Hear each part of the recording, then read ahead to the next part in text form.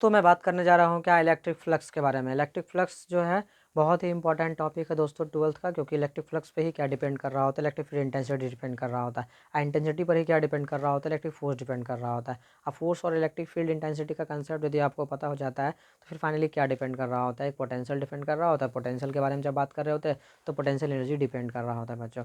Means सबका backbone क्या है बच्चों, इलेक्ट्रिक फ्लक्स ही है, जिससे कि इसकी उत्पत्ति करूँगा मैं इलेक्ट्रिक फील्ड इंटेंसिटी का एकदम सुगम तरीका से मैं क्या कर रहा हूँ, जनरेट कर रहा हूँ। तो बच्चों वीडियो को बिना देर लगाए हम लोग सीधा जो है क्या करते हैं, टॉपिक पे चलते हैं, इलेक्ट्रिक फ्लक्स। और बच्चों मैं आज क्या बात करने जा रहा हूँ, न्यूमेरिकल्स प्रॉब्लम की बातें कर रहा हूँ, इसलिए आपको फ्लक्स पता होना चाहिए कि क्या होता है, ई डॉट ए हो रहा होता है। मीन्स इसे मैं एवेल्युएट करूँ तो क्या लिखा आता है, ई ए कॉस थीटा हो रहा होता है, क्योंकि डॉट का मतलब बच्चों क्या होता है, कॉस प्रोडक्ट हो रहा होता है। और ये मेरा एक कैसा फिजिकल क्वांटिटी है, स्केलर फिजिकल क्वांटिटी है। मतलब ये पॉजिटिव भी हो सकता है, ये ज़ीरो भी हो सकता है, एंड फाइनली क्या हो सकता है, नेगेटिव्स भी हो रहा होता है। दूसरा मैं यहाँ पे फाई के बारे में बातें करूँ तो ये क्या है, हमारा इलेक्ट्रिक फ्लक्स है। ई इलेक्ट्रिक फील्ड इंटेंसिटी है।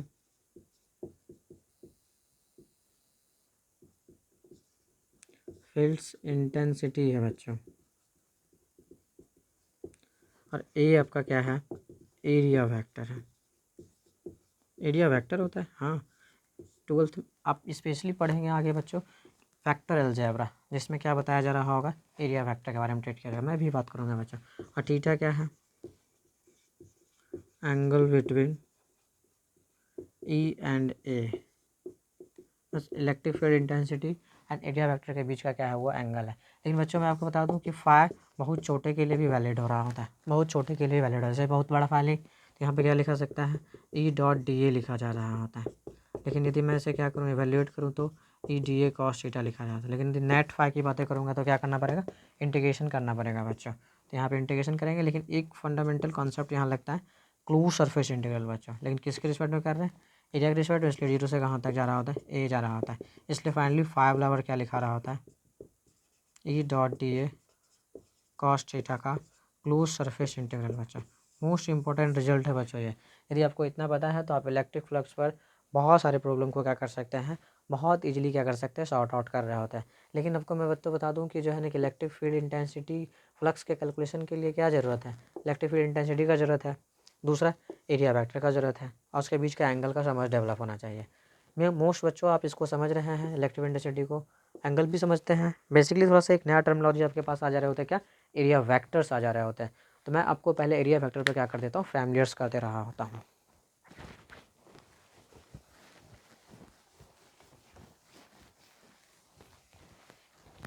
एरिया वेक्टर,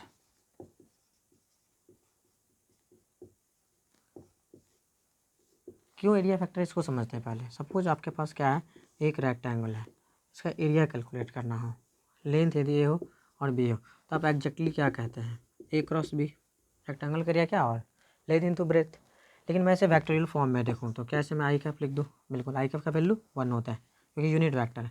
कैसे जे कैप लिखा जा सकता है, इन वैक्टोरियली मैं इसे कैलकुलेट करूँ तो क्या लिखा जा सकता है, ए आई कैप और बी जे कैप, है ना। तो आप क्या लिखेंगे, ए बी आई क्रॉस जे लिखेंगे। मीन्स आप जब ए बी लिखते हैं और आई क्रॉस जे का वैल्यू कितना हो रहा होता है, के कैप हो रहा होता है बच्चा, है ना। मीन्स यदि आप इसको कैलकुलेट करते हैं तो आई की तरफ हैंड रखेंगे, जे की तरफ रोटेट करेंगे तो कहाँ जा रहा है, बाहर। मीन्स इसका एरिया वेक्टर कहाँ होगा, आउटवर्ड नॉर्मल होगा, मतलब बाहर की तरफ आ रहा है। ये हमारा क्या है, यदि रेक्टेंगुलर हमारा क्या है, ये बोर्ड है, और ये हमारा क्या है, एरिया वेक्टर्स होगा एक्चुअली बच्चों। मीन्स एरिया किसके तरह ट्रीट कर रहे होते हैं, वेक्टर की तरह ट्रीट कर रहे होते हैं। लेकिन इतना से नहीं होगा काम से, तो आपको समझना होगा कि एरिया एक्चुअली में जो है ना कितने तरह के हो रहे होते हैं। एरिया को यदि बढ़िया से आपको समझना है तो आपको पता चलना चाहिए एरिया होते कितने तरह के हैं। एरिया ये दो तरीक़े से कंसिडर हो रहा होता है, एक ओपन एरिया और दूसरा क्लोज्ड एरिया। तो एक एक करके हम लोग बात कर रहे होते हैं और उनके area direction of area vector के बारे में बात करेंगे। ओपन एरिया में क्या आ रहा होता है, डिस्क आ रहा होता है बच्चों, सर्कुलर डिस्क आ रहा होता है, रेक्टेंगुलर सीट आ रहे होते हैं, स्क्वायर सीट आ रहा होता है, ट्रायंगुलर शीट आ रहे होते हैं, है ना, रेक्टेंगुलर।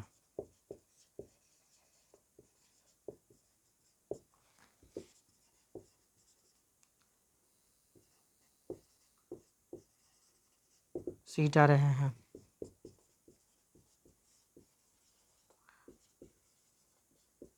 ट्रायंगुलर शीट आ रहे हैं, ये सब के सब क्या आ रहे हो तो ओपन एरिया में आ रहे होते हैं बच्चों। और क्लोज एरिया में क्या आ रहा होगा, एक्चुअली में जो है ना क्लोज एरिया में एक क्या आ रहा होगा, 3D बॉडी आ रहे होंगे, जैसे स्फीयर आ रहा होगा। मैं बात करूँ किसकी, क्यूब, क्यूबाइड भी आ रहा होगा। ये सब भी किस में आ रहे होते हैं बच्चों, एक क्लोज एरिया में आ रहे होते हैं, है ना। यदि मैं बात करूँ सिलेंडर, क्या सिलेंडर आ रहा होगा, एग्जैक्टली आ रहा होगा बच्चों। सिलेंडर भी किस में आ रहा होता है, क्लोज एरिया में आ रहा होता है। जैसे स्क्वायर के लिए बात करो तो क्या स्क्वायर के लिए भी आ रहा होगा क्या, हाँ मीन्स क्यूब के लिए भी वो किस फोटो में आ रहा होगा, एक क्लोज एरिया में आ रहा होगा, बंद एरिया है बच्चों ये सब। लेकिन एरिया तो मैं समझ रहा हूँ कि हाँ दो तरह के हो रहे होते हैं, लेकिन मुझे ज़रूरत क्या होता है, एरिया एज ए वेक्टर, उसका डायरेक्शन सबका मैंसुरेशन से आप एरिया तो कैलकुलेट कर ही लेंगे। जैसे सर्कुलर का पार स्क्वायर, रेक्टेंगुलर का एल इंटू बी, यदि आप बात करेंगे स्क्वायर का तो एल स्क्वायर, बात करेंगे ट्रायंगल का half into l into b, है ना, half into l into b या एच कह सकते हैं आप, है ना। ट्रायंगल का भी एरिया निकाल सकते हैं। स्क्वायर आप स्फीयर का भी एरिया जानते हैं, 4πr², सिलेंडर का भी जानते हैं, है ना, 2πrh प्लस क्या 2πr²।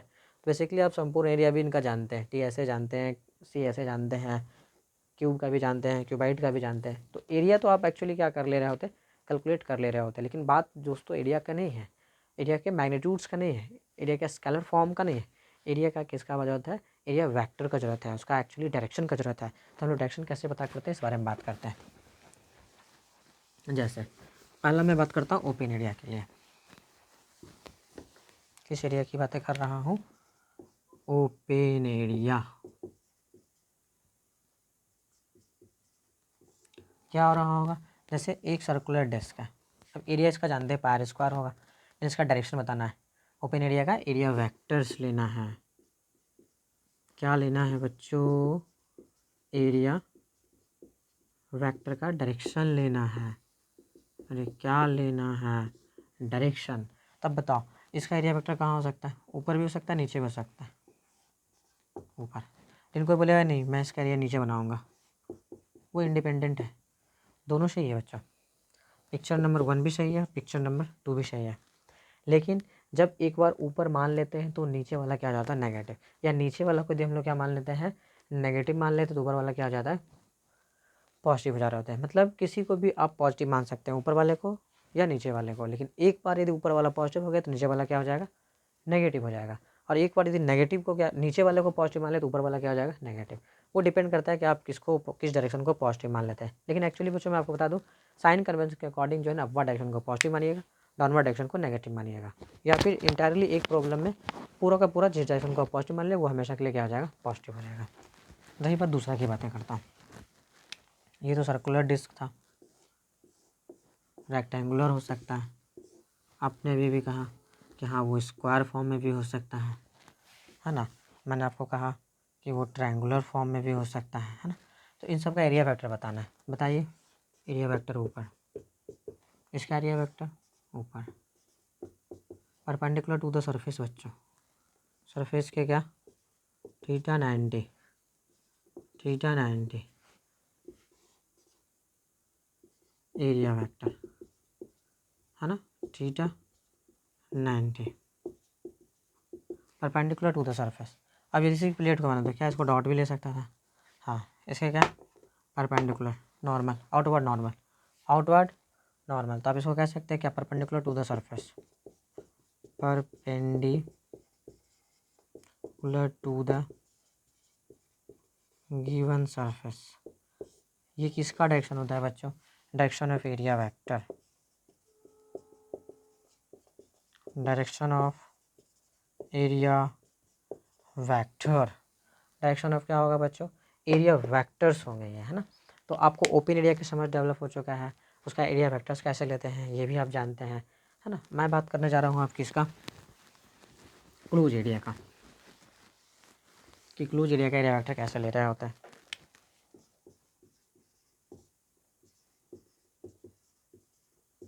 चलिए सबसे पहला कॉमन फोटो लेते हैं।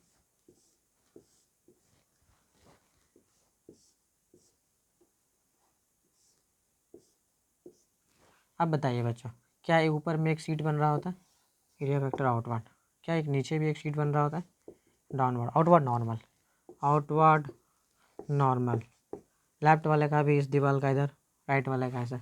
ये जो बाहर एक क्या बन रहा है फ्रंट में वाल बन डॉट, अंदर वाले के लिए क्रॉस, क्या एरिया वेक्टर से डिसाइड करेंगे। हाँ चलिए ठीक है, फिर मैं बात करता हूँ किसका, एक क्यूबाइडल शेप का, क्या सिमिलर काम कर रहा होगा एकदम exactly, outward normal, outward normal नहीं दोस्तों, ये फ्रंट वाले का होगा डॉट, अंदर वाले का क्या होगा क्रॉस। क्या ले रहा हूँ मैं, आउटवर्ड नॉर्मल और perpendicular, outward perpendicular to the surface, ये भी कह सकते हैं outward perpendicular to the surface हो रहा होता है बच्चों। तो क्या आप समझ पा रहे हैं क्लोज एरिया के एरिया वेक्टर कैसे ले रहे होते हैं। हाँ चलिए एक और आपको फोटो दिखाता हूँ कैसा हो रहा होगा। ये क्या है बताओ, ये एक स्फीयर है, तो एरिया वेक्टर क्या होगा रेडियली आउटवर्ड नॉर्मल होगा क्या। हाँ ये सब के सब किसका डायरेक्शन है, एरिया वेक्टर का डायरेक्शन है। रेडियली जो लाइन जा रहा होगा वही क्या होगा एरिया वेक्टर्स के डायरेक्शंस होंगे। किसके डायरेक्शन होंगे, आउटवर्ड नॉर्मल है बच्चों, ये outward normal to the surface, surface के क्या है बच्चों आउटवर्ड नॉर्मल है।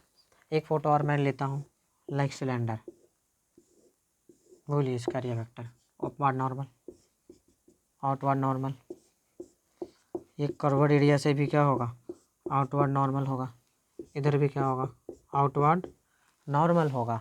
यहाँ पे क्या होगा डॉट डॉट, क्या क्रॉस भी हो सकता है। हाँ इन क्रॉस किसके लिए, इस वाले वाल के लिए, इन डॉट किसके लिए, इस वाले के लिए ये, और इस वाले के लिए ये, होगा कि नहीं होगा, बिल्कुल यही होगा, एग्जैक्टली यही होगा बच्चों। तो मैं आपको सिखा दिया कि किसी भी तरह के फ़ोटो का, चाहे वो ओपन एरिया हो या फिर कैसा एरिया हो, क्लोज एरिया हो, आपको एरिया वेक्टर्स लेने कैसे हैं। यदि आपको एरिया वेक्टर का समझ डेवलप हो चुका है बच्चों, तो आपका मोस्ट वेलकम है न्यूमेरिकल के सेशन में।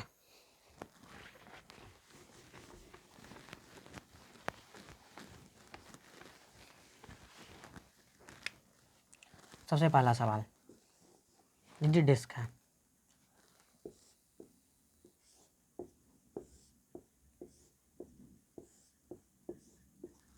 ऐसा एक डिस्क है,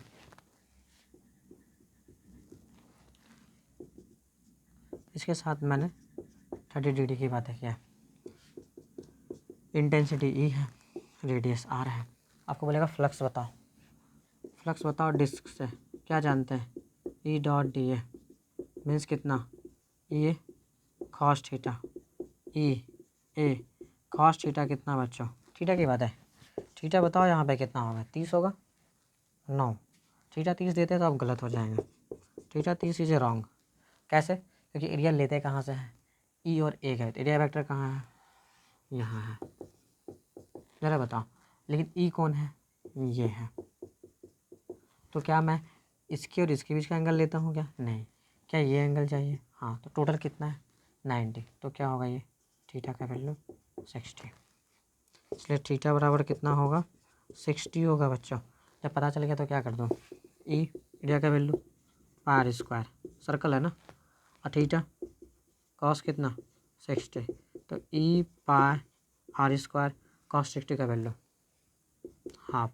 क्या बात समझ में आ रहा है, क्या फ्लक्स कैलकुलेट कर पाएंगे आप। हाँ यहाँ सिखाना चाह रहा हूँ मैं बच्चों कि एंगल कहाँ का ले रहा हूँ, ई एंड ए के बीच का, ई एंड ए के बीच का, इलेक्ट्रिक फील्ड इंटेंसिटी और एरिया वेक्टर के बीच का एंगल लेते हैं, है ना। एक दो सवाल करता हूँ, आपको बात पूरी समझ में आएगी।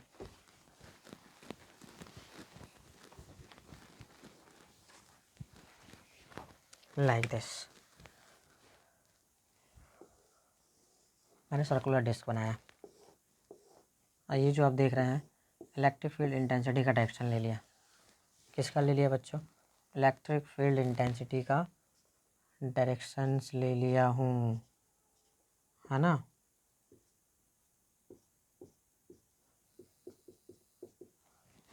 और इसका रेडियस ले लिया मैंने, ये कैपिटल आर। और मैं पूछ दिया कि बताओ फ्लक्स कितना पास कर रहा है, तो क्या चाहिए होता है? एरिया वेक्टर चाहिए होता है बच्चों, आउटवर्ड नॉर्मल। अब आपको देखना पड़ेगा कि इसके और इसके बीच एंगल कितना बन रहा है। यदि मान लेता हूँ ये थीटा एंगल बन रहा है ना, तो क्या इस हॉरिजॉन्टल के साथ थीटा बना रहा था? हाँ। लेकिन बच्चों आप थोड़ा सा समझने की कोशिश करिएगा, यदि सर्कुलर डिस्क है ना, क्या है सर्कुलर डिस्क, तो उसको छू के निकल रहा है, छेद के नहीं निकल रहा है। ये जब छेद के नहीं निकल रहा है तो क्या होगा? क्या ये जो लाइन देख रहे हैं क्या इसके बीच एंगल बन रहा होगा? तो ये और इसके बीच क्या बनेगा? थोड़ा सा एग्जैक्टली आपको मैं इधर बना के दिखाता हूँ। सोचिए कितना एंगल बन रहा होगा। ये एकदम छू के जब निकल रहा है और इस पर जब परपेंडिकुलर्स बना रहा हूँ तो क्या बनेगा? 90 बनेगा बच्चों। थीटा कितना बन रहा है? 90, है ना। थीटा नहीं बन रहा है, थीटा मैं दे सकता था आपको 30 डिग्री, बट मैंने थीटा ही दिया। थीटा थीटा है या थीटा 90 डिग्री है? 90 डिग्री बच्चों।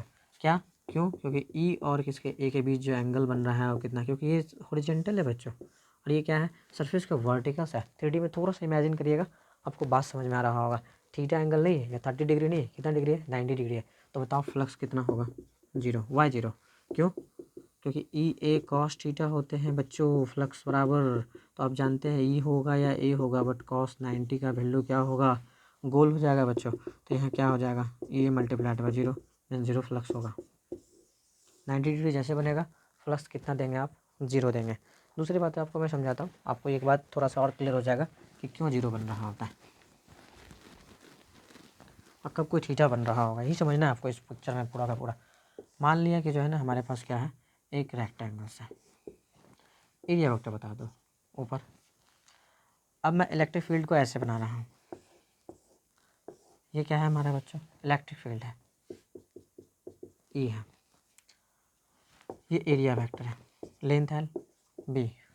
अब बताओ फ्लक्स कितना है? फ्लक्स इस बार भी 0 है। क्यों? यही बोर्ड को मान लेते हैं हम लोग, क्या है ये? बोर्ड हमारा क्या है? बोर्ड है, मीन्स रेक्टेंगुलर शीट है। और ये उसका बोर्ड का एरिया वेक्टर कहाँ होगा? यहाँ। तो अब बताओ इसके इससे जो कोई भी लाइन पास कर रहा हो, किसी भी एंगल पे पास कर रहा होगा, यहाँ पे बहुत सारे लाइन पास कर रहे हैं, अलग अलग एंगल पे पास कर रहे हैं। बट अब बताओ इस सब के साथ कितना एंगल बना रहा है? ये इसके साथ 90, इसके साथ 90, कितना एंगल बना रहा है? क्योंकि ये और ये मतलब एंटायरली पूरे बोर्ड के साथ कैसे एंगल बना रहा है? ऐसे भी मैं बात करूँ तो कितना एंगल बना रहा है? 90। तो जब छू के निकल रहा होता है ना, जब लाइन क्या निकल रहा होता है? छू के निकल रहा होता है, तो थीटा कितना हो रहा होता है? 90। जब थीटा 90 डिग्री होगा तो आप समझने का कोशिश करिए उसका फ्लक्स कितना हो जाएगा बच्चों? फ्लक्स कितना हो जाएगा? 0 हो जाएगा। क्यों 0 हो जाएगा? ई कॉस 90, कॉस 90 कितना होता है? 0 होता है। इसलिए ई ए 0 मीन्स 0, इसलिए फ्लक्स काउंट होगा ही नहीं, इसलिए फ्लक्स काउंट होगा ही नहीं बच्चों। लेकिन कभी कभी ऐसा सवाल देगा तो आपको थोड़ा सा कन्फ्यूजन हो जाता होगा, देखिएगा क्या कन्फ्यूजन होता है।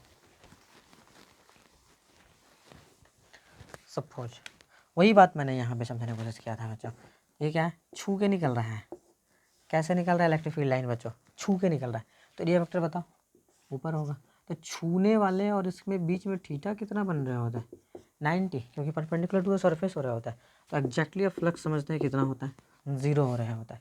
लेकिन इसी सवाल को मैं ऐसे करके देता था, ये छू के निकल रहे हैं या छेद करके निकल रहे हैं? एग्जैक्टली छेद करके निकल रहे हैं बच्चों। इसका एरिया वेक्टर कहाँ होगा? यहाँ होगा। और यदि मैं आपको कह दूँ क्या ये थीटा है, तो आपको किसके बीच एंगल चाहिए होता है? इसके बीच का एंगल चाहिए होता है ना। तो कितना होगा वो? 90 माइनस थीटा होगा बच्चों। और इस कंडीशन में आपको फ्लक्स कितना निकालना पड़ेगा? ई ए कॉस थीटा मीन्स कितना? थीटा कितना होगा? 90 माइनस थीटा। तो क्या होगा? ये होगा cos 90 minus theta sine theta होगा बच्चों। क्या सवाल समझ में आ रहा है? बात बिल्कुल समझ में आ रहा होगा। मैं आपको एक दो और रिलैक्सेशन लेता हूँ, बात पूरा क्लियर हो जाएगा। देखिएगा कैसा। ये बताइए बच्चों, क्या है? डिस्क है।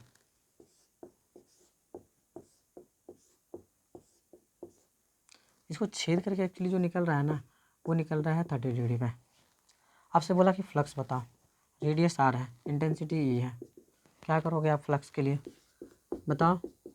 ई ए कॉस थीटा, ई होगा, रेडियस पार स्क्वायर होगा, क्यों सर्कुलर डिस्क है।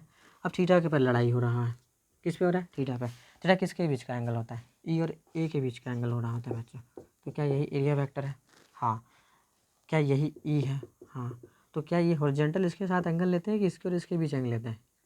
तो ये कितना होगा बच्चों टोटल 90, तो ये कितना हो जाएगा 60, मीन्स थीटा कितना होगा 60। तो आपको लेना चाहिए ई पाई आर स्क्वायर कॉस 60 का वैल्यू बच्चों कितना हो रहा होता है, हाफ हो रहा होता है। तो क्या इतना फ्लक्स हो जाएगा, एग्जैक्टली इतना फ्लक्स हो जाएगा।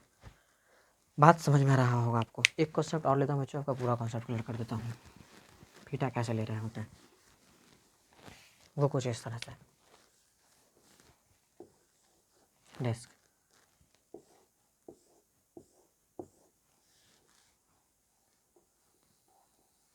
बताओ बच्चों, ये छू के निकल रहा है या छेद करके निकल रहा है, एकदम एग्जैक्टली छेद करके निकल रहा है बच्चों। ये रेडियस आर है, इंटेंसिटी ये है ना, और ये ऐसा है। ये एंगल बच्चों कितना दे रहा है आपको 30 डिग्री दे रहा है। ऐसे कंडीशन में बताओ कितना होगा फ्लक्स। सच में ई और ए के बीच का ही तो एंगल लेते हैं हम लोग, ये तो बहुत आसान हो गया। तो क्या लिखेंगे फ्लक्स के लिए, ई फ्लक्स के लिए लिखेंगे ना फाई के लिए ई लिखूँगा, ए लिखूँगा, और कॉस 30 डिग्री डायरेक्ट लिखेंगे बच्चों, क्योंकि होता क्या है ई ए हो रहा होता है फाई के लिए, है ना। इसको लिख सकता हूँ क्या, ई ए कॉस थीटा लिख सकता हूँ। बोलो कि नहीं, बात समझ में आ रहा है। हाँ, बात पूरी समझ में आ रही होगी बच्चे, पूरा कॉन्सेंट्रेट रहिए। आपको ऐसा कोई बात ही नहीं है जो समझ में नहीं आ रहा होगा, पूरा मैथ्स है बच्चों। यहाँ पे क्या होगा, ए पाई आर स्क्वायर कॉस 30 का वैल्यू बता दो, √3/2। क्या बहुत टफ सवाल लग रहा है, नहीं। सीखना क्या है यहाँ पर, थीटा लेते किसके बीच से है, electric field intensity and finally area vector के बीच का एंगल। Electric field intensity and area बीच का एंगल। दोस्तों यदि आपको बात समझ में आ रहा है तो थोड़ा सा जो है आप क्या करिए, स्क्रीन को पॉज करिए और समझिए कि जो है ना कि मैं थीटा कहाँ से ले रहा हूँ, है ना। पॉज क्या करना दोस्तों, आप तो समझ रहे हो कि हाँ थीटा कहाँ से हम लोग कंसीडर कर रहे हैं। यदि इतना बात समझ में आता है तो मैं आपको बहुत ही इंटरेस्टिंग प्रॉब्लम भी करा सकता हूँ, देखिएगा कैसे।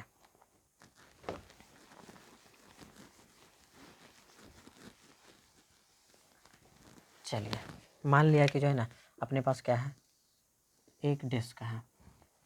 अपने पास क्या है बच्चों, एक डिस्क है। रेडियस कितना है, कैपिटल आर है। यहाँ से एक्स डिस्टेंस दो, कोई चार्ज क्यू है, कोई चार्ज क्या है क्यू है ना। तो इसको लेकर के जो है मुझे बताना है कि इस पूरे के पूरे जो है सरफेस से कितना इलेक्ट्रिक फील्ड पास कर रहा होगा, है ना। कैसे पता करते हैं, पहले तो एक चीज़ जानना पड़ेगा कि आर पे जाके डी आर का क्या लेना पड़ेगा, एक एलिमेंट्स लेना पड़ेगा बच्चों। आर पे जाके डी आर का एक एलिमेंट लेना पड़ेगा। तो चलिए मैंने ले लिया, आर पे जाके किसका, डी आर का एक एलिमेंट ले लिया। तो क्या होगा जरा बताओ, इसका इलेक्ट्रिक फील्ड इंटेंसिटी इधर होगा कि नहीं होगा, बिल्कुल होगा। और चलो ठीक, ये इंटेंसिटी होता कितना है, k q x divided by r square plus x square पे पावर 3/2। पता है कि नहीं पता है, electric field intensity due to ring की तरह, यहाँ पे चार्ज हो यहाँ पे चार्ज, बात तो ये होगा कि नहीं होगा, बिल्कुल होगा। तो चलिए इंटेंसिटी आपको पता चल चुका है। इसका एरिया वेक्टर बताओ, क्या एग्जैक्टली यहाँ होगा बिल्कुल डी ए। थीटा क्या ये हो रहा होगा, तो क्या इसी को थीटा मान लिया जाए, बिल्कुल। तो कितना डिस्टेंस पे था, एक्स डिस्टेंस पे था, है ना। ऊपर कितना है, आर डिस्टेंस पे है। तो क्या छोटा सा फ्लक्स कैलकुलेट किया जा सकता है, क्या किया जा सकता है, छोटा सा फ्लक्स कितना होगा, d∅, बोलो जल्दी से, E.dA मीन्स कितना, E.dA cos theta.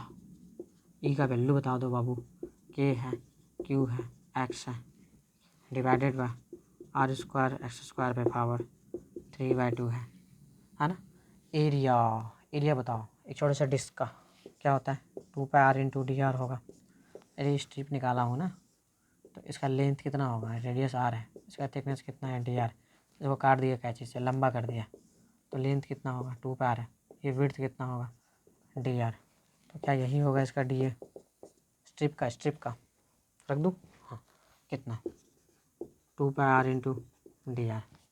Cos theta का वैल्यू बोलो, बी बाय एच, बी ये है, एच का value r square x square पे पावर, क्या रूट में होगा एक्चुअली में ये, बिल्कुल होगा रूट में। अरे होगा कि नहीं होगा, कुछ तो बोलो, अरे कुछ तो बोलो, नहीं बोलोगे, चलो बोले आप लोगों ने, क्या लिखूँ तब, क्या लिखूँ तब, 2 pi R into D R, exactly cos theta. But दोस्तों इस सवाल में हम लोग देख रहे थे क्या, इलेक्ट्रिक फील्ड इंटेंसिटी का वैल्यू कैलकुलेट कर रहे हैं। तो एक चीज़ मिस्टेक हो गया यहाँ पे, क्या कि यहाँ से यहाँ तक कितना डिस्टेंस होगा, ये स्मॉल आर होगा, ये एक्स होगा, तो यहाँ पे क्या होना चाहिए, स्मॉल आर स्क्वायर होना चाहिए, small r square plus x square होना चाहिए। तो यहाँ पे स्मॉल आर स्क्वायर कर देता हूँ।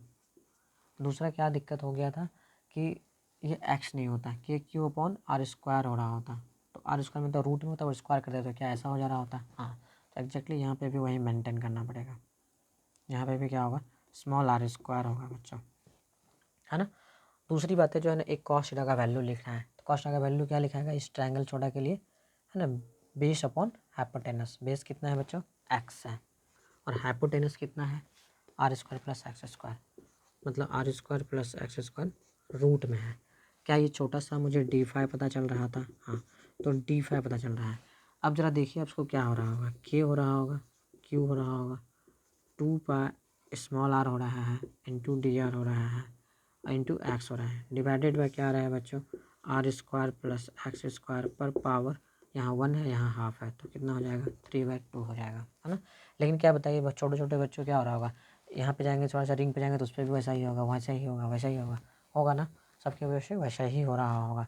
लेकिन इनका भी 2 कंपोनेंट होगा बच्चों, हॉरिजॉन्टल होगा वर्टिकल होगा, लेकिन एक कंपोनेंट क्या हो जा रहा होगा, कैंसिल हो जाएगा। वर्टिकल कंपोनेंट डी ए के साथ क्या बना रहा होगा, 90 डिग्री का एंगल बना रहा होगा, तो वो तो कंसिडर होगा नहीं, केवल हॉरिजॉन्टल हॉरिजॉन्टल होता जाएगा। मीन्स जो मैं लिख रहा हूँ तो क्या वो ऐड होना है उसका, हाँ एडिशन होना है, तो क्या यहाँ पे इंटीग्रेशन करना पड़ेगा, बिल्कुल इंटीग्रेशन करना पड़ेगा। तो चलिए दोस्तों इसको इंटीग्रेशन करके देखते हैं कितना आंसर आ रहा होता है। बताइए d5 का इंटीग्रेशन कितना होगा, 5 होगा बच्चों, होगा क्या नहीं। हाँ, यहाँ पे क्या क्या कांस्टेंट आ रहा है, k कांस्टेंट आ रहा है, q कांस्टेंट आ रहा है, 2 पाई कांस्टेंट आ रहा है, और फाइनली क्या कांस्टेंट आ रहा है, जल्दी से बताओ, x कांस्टेंट आ रहा है ना। तो ऊपर में किसका इंटीग्रेशन होना है, r इंटू डी आर का होना है, नीचे r square plus x square पे पावर 3/2 का इंटीग्रेशन होना है। लेकिन लिमिट बच्चों कहाँ से लगेगा, 0 से कैपिटल R तक लगेगा, क्योंकि डी आर की स्क्वायर में इंटीग्रेशन कर रहा हूँ, है ना। ठीक, लेकिन अब एग्जैक्टली बच्चों क्या हो रहा होगा, इस तरह का इंटीग्रेशन आपको थोड़ा सा क्या कर रहा होगा, परेशानी कर रहा होगा, परेशान कर रहा होगा कैसे बनते हैं। तो इसके लिए थोड़ा सा जो है आपको ये जंक्शन करना पड़ेगा। जैसे मैं इसको क्या करता हूँ, रफ करता हूँ थोड़ा सा, देखिएगा क्या है इसके अंदर में, r square plus x square, इसको एज्यूम कर लिया मैंने। इस तरह का इंटीग्रेशन बार बार आ रहा होता है बच्चों, क्या है, are square plus x square equal to t square, दोनों तरफ मैंने डिफ्रेंशिएट कर दिया, दोनों तरफ मैंने क्या कर दिया बच्चों, डिफ्रेंशिएट कर दिया रिस्पेक्ट टू डी आर। तो यहाँ पे क्या हो जाएगा, है ना, 2r इंटू डी आर हो जाएगा, ये तो कांस्टेंट का 0 हो जाता है, यहाँ पे 2t इंटू डी टी हो जाएगा, क्या 2 कैंसिल हो जाएगा, हाँ, तो यहाँ क्या होगा, r इंटू डी आर हो जाएगा, और यहाँ t इंटू डी टी हो जाएगा।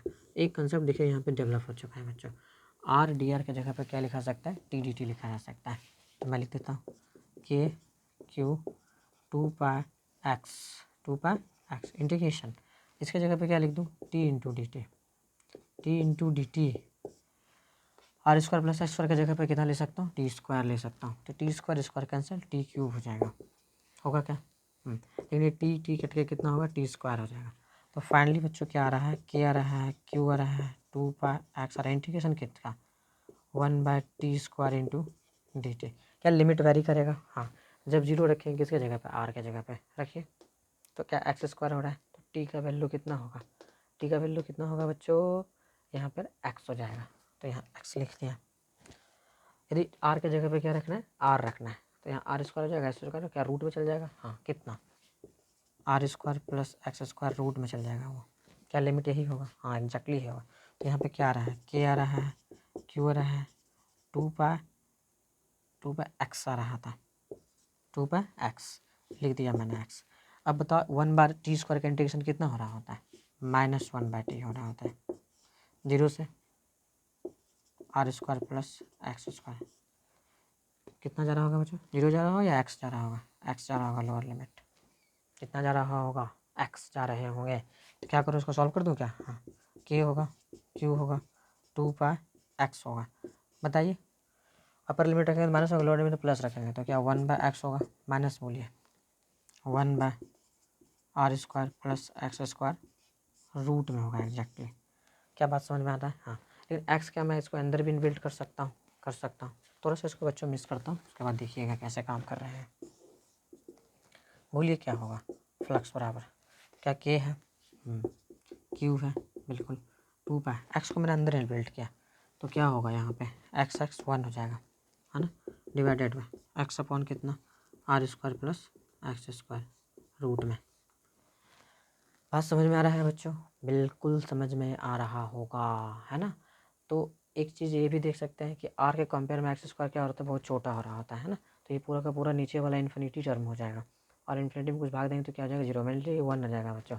अब 1 से यदि आप करेंगे तो यहाँ पे क्या होगा, के होगा, क्यू होगा, ऐसे एग्जैक्टली आप रिलेटिवली लेंगे तो ये हो सकता है, कोई दिक्कत है नहीं इसमें।